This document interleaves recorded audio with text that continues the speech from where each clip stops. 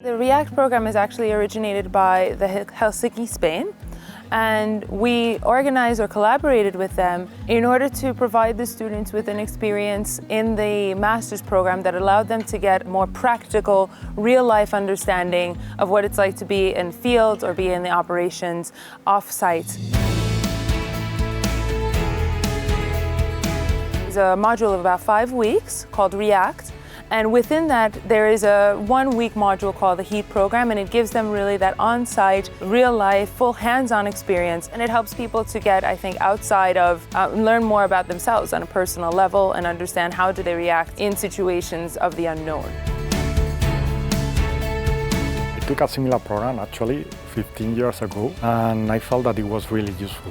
At that time I was arriving from Africa. I was working there for an NGO, and after this program actually I went to Afghanistan and I was coordinating the humanitarian operation of NATO. I tried to think how to improve the learning opportunities for our students, and I thought that for many of these kids, it will be important to have this kind of experience.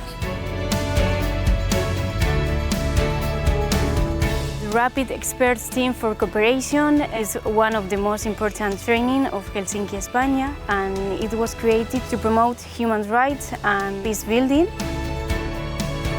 I decided to participate in the HEAT program because I believe it's greatly going to help me in what I want to do in the future. At some point in my life, I want to go to some place that suffers from conflict, to some place that might be dangerous to be in for humanitarian aid, and this program is preparing us for those conflict situations in which we might experience danger. So this is something that can help you in extreme situations, like in conflict zones, but it's something also that can help you in your everyday life.